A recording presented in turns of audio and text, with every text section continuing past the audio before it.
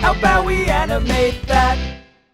Hi, and welcome to How About We Animate That, the show where I bring things to life through stop-motion animation. I'm your host, David Pagano, and on today's holiday edition of How About We Animate That, I'm going to be animating something that I found while I was shopping. I was in Target and I came across these gel clings. These are Christmas decorations that are meant to be put in your window, but I was looking at the way that they were designed and I thought to myself, this Santa is kind of rigged for animation. All the pieces are pretty well cut out, and I think I could do something really interesting with this. And it also didn't hurt that it cost me $1. So with that in mind, how about we animate that?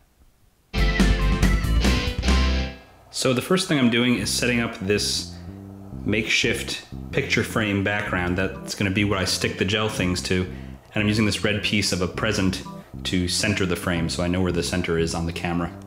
I've got these clamps holding the glass of the picture frame in place so that it doesn't fall out while I'm animating, and I'm putting some Lego pine tree elements into the background of the scene. The bottom of the picture frame is going to essentially serve as the ground for Santa to stand on. Alright, now that I've got this whole thing set up and I've had a bit of coffee, I'm going to take this off here and try to figure out what this Santa scene is going to be. I think I'm going to cut the arms off the Santa with a razor blade, because that way I can animate those in the same way that I think I'll be able to animate the legs. And then of course I do have two of them, so even if I regret cutting the arms off later, I have a backup.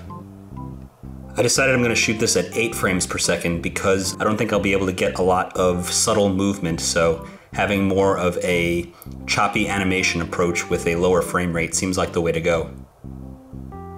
Haven't even started animating yet and already I'm hitting a snag. This foot does not want to stay stuck to this glass. Yep, there it goes. Maybe I'll try to use the foot from the other Santa. So what I've staged here so far is Santa holding these two gifts, but I'm not really sure what he's gonna do. You know, the gels do include these little kind of explosion looking pieces, and maybe I'll have him like throw the presents into the air and they explode? I don't know. So I took a step back and thought a little bit more about what exactly this animation could be.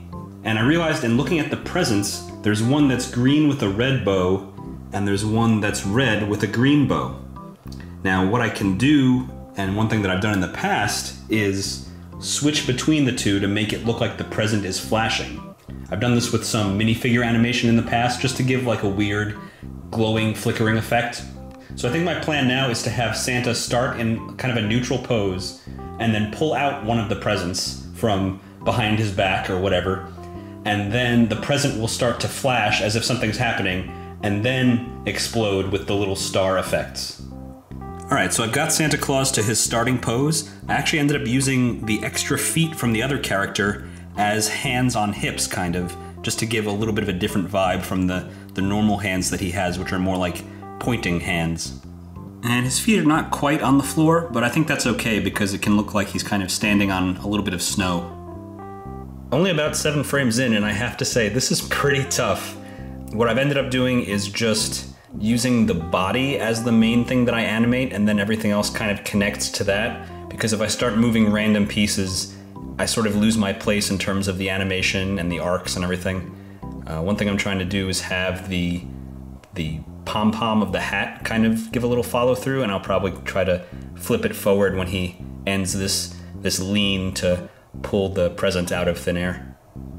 I will say one thing that's nice about the sort of malleability of these pieces is that I can get actually some pretty subtle moves like this going, where at the end of this lean forward there's just a little bit of like, well, squash in the body, and hopefully that'll sell the anticipation to the lean back up. For this frame where he's reaching behind his back to pull the present out, I used the duplicate of the leg from the other package, and I've also reversed the direction of the hat so that there's some nice follow-through secondary action happening there. So I started this project at 8 frames per second, but in looking at how it was going, I just decided to switch it back to 12, because the speed of it was actually working a lot better at 12 frames per second. One of the nice things about a more experimental type of stop motion like this is that you can change it in the middle of what you're doing and see how it looks. I'd been pulling some of the pieces off as I go and just holding on to them, but then I realized that I should just make a little tray like this to store the pieces when I'm in the middle of animating. It seems like they get dirty pretty easily, and I'll try to keep them as clean as I can. Although I can already see Santa's white beard is getting a little bit dusty. Since there's both a small and a large green package, I'm sort of faking the perspective by having it start with him pulling out a piece of the small package, and then as it comes more into the settling of the presentation of the present, it'll become the large package. I'm at the point where the present is flashing now, and rather than taking a whole bunch of frames and swapping it a million times, I just took 2 frames and I've been repeating them using Dragon Frame's cut and paste options. So that was an easy way to save some time and not have to worry about lining the present pieces up every single frame. So a weird thing happened that I just noticed. It looks like the present gel picked up part of the ribbon and kind of made like an impression in it. Very bizarre. I guess it just like kind of absorbed some of the color. Again, this cost me $1. And because it's in the part of the animation that's flashing, I don't think it'll be too noticeable. On some of the frames where the arm is in motion, I'm actually replacing the arm piece with the hat from the second set of these stickies. And I'm also bending the parts of the ribbon on this present up a little bit so that it looks like they're being dragged. For these 2 frames, I've added a backlight that's shining directly down onto Santa and the exploding present. And as the explosion dissipates, I'm going to turn the light's brightness down each frame until it's completely off. And now that the explosion is complete and I've got Santa back into a pretty normal pose, it's time to look at how this whole thing came out. Animation is complete, so let's take a look at the final shot of this gel cling Santa Claus. While I had a bit of difficulty getting the gel clings to kind of work for animation, that wasn't the real challenge for me in this piece. You know, one of the things about this animation in particular is that it's the least similar to the other things that I've done. It's the furthest outside of my comfort zone that I've gone so far. It's not a 3-dimensional character, it's more abstract, and with these gel clings I had to not only think through who is this character and what's he gonna do, but also how am I going to achieve it? What do I have the ability to do with it? You know, he's got limited props, and when you go from 3D to 2D, what you can do changes, how you think about the animation changes. So I really benefited from 2 things that I often do when I get stuck on animation. One is to take a step back and think to myself, okay, let me sort of look at the big picture. What exactly am I doing here? And the other thing that I do is think about what are things that I've already done. What can I pull from my experience that will help me get to the point that I want to get to? And in this case, it was when I looked at the fact that there were 2 packages that were different colors and that I could swap to make it kind of flash. Once I had that, that was sort of the key where I was like, okay, this is now the sort of stepping stone. I know I can do this, so I can also do this, this, and this.